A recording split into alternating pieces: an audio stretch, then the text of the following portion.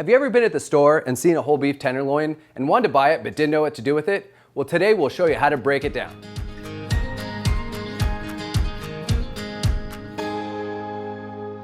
When you're in the store and you see a whole tenderloin, you'll see it like this. And this is in the original packaging. Once you pull it out of the plastic, this is what you'll have left. So to work on a tenderloin like this, you really only need a few things. A large cutting board, big enough to handle this large of a piece of meat, and a sharp boning knife. This has a flexible blade and not too long of a blade. That helps me get precision cuts. Here I have a bowl that I'll just put in any waste from this tenderloin that I don't plan on utilizing. First thing I'm going to do is I'm going to use my hands to pull off any of this excess on the outside. By pulling some of this away by hand, it helps expose all the seams that you need to see. All right, now I'll get in a little bit more with my knife.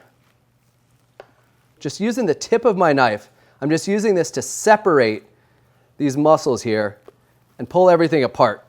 Now I'm not going in too deep with the blade. I'm just trying to gently cut through where I need so that I can see these separations. All right, now we've got to this that's called the tenderloin chain. So this is the side muscle. There is some good usable meat in here, but you do need to separate it before you get to the heart of the tenderloin here. So I'll go in and just make a few small incisions, cut that through, and there's your chain. So we'll save that for later. So now I'm just going, I'm pulling, gently pulling on any of this fat connective tissue out here, just trying to get it released from this tenderloin. Go through, square up the side. Now here you start getting to the silver skin. So I'm starting to expose this top silver skin. This is probably the most technical part of breaking down the tenderloin. So the way I like to think of it is like threading a needle. So I go through the nice thickest part right here, and I'm just threading the needle right underneath that silver skin. And then with my blade just ever so slightly pointed upward, I'm just going back and forth gently across that, trying to get as little of this meat on there as possible. So I'll go around to this side and just tug on it to keep it tight and gently back and forth, trying to get as little meat left on that silver skin as possible. So now I'll come back down to this side, same kind of idea, thread underneath that silver skin, and then I'll go use the length of your blade to try and get as few strokes in as possible. So now at this point, you're pretty close to just a fairly well-trimmed tenderloin. And now you kind of have to decide what you're going to do with this. If you're going to use this as a whole roast, you could easily just butterfly this tail like this, and then fold it under, and then tie it. And you've got a fairly even, nice tenderloin roast. But today I'm going to break it down even into smaller parts.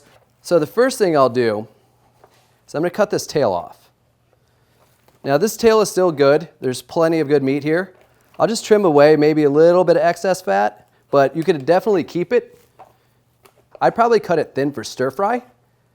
It'll make a real nice stir fry. I am leaving a little of the fat on because tenderloin's pretty lean, so that'll help you get a little more luscious fattiness to that stir fry pieces.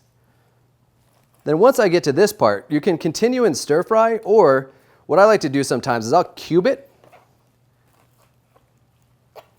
And then we can use these cubes either for a kebab, where you're doing a quick cook on a stroganoff rather than a braise. So I'll set those to the side along with my stir fry. So this section here would be your center cut tenderloin, or chateaubriand as it's called often. And it does taper in each direction just a little bit.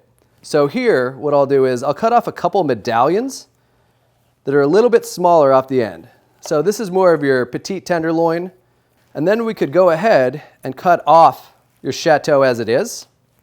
And then that would be your chateaubriand. Or you could cut this into steaks and then have your center cut filet mignon. So depending if you want to roast it or grill it or smoke it, you could treat this like a roast and do it outside on the grill, or you could do a reverse sear, smoke it, then grill it, whatever you want to do with it. But this is that center cut portion, kind of the most coveted portion of the whole tenderloin.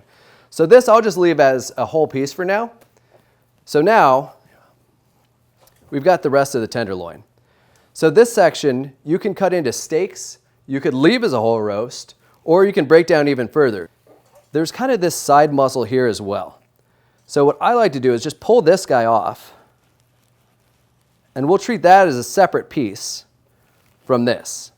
Because then from this, we can get some more nice fillets, and they're a little bit chunkier on this side here. So I got a couple nice fillets out of that, and then I've got another small piece that we could turn into more medallions. And you don't want to let any of this go to waste, so I'll put my medallions for here. We got this end piece, which again, I'll just cut into cubes. And then I've got this portion here, which again, I could do more cubes and some more medallions. These medallions make a great appetizer. There's a couple different recipes you could use if you want to use a smaller piece of tenderloin like this. Rather than trying to use the center cut, medallions come in handy for a recipe that doesn't necessarily need that center cut tenderloin.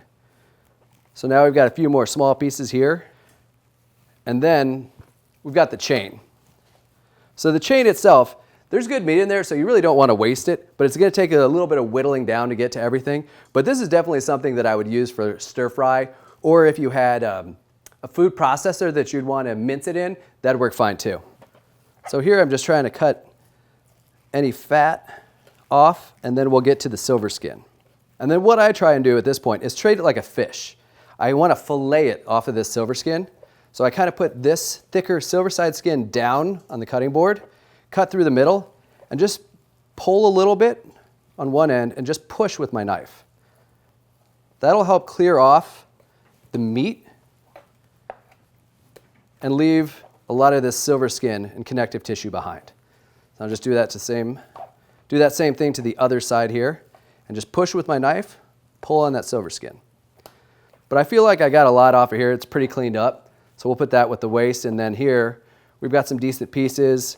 And I'll just kind of go through. I mean, even some of this stuff is pretty big. You could go in to your stroganoff pile with that piece. It's pretty meaty and nice. And just continue to whittle down anything that you don't want. If you don't mind having a little fat on there, and that's going into stir fry, that's fine. If you want a little leaner, you can clean it up further. We started with the whole beef tenderloin, so with a little bit of time and some knife work, we created all these different cuts out of this whole piece. We've got some medallions, stir fry, cubes, fillet, and a center cut tenderloin.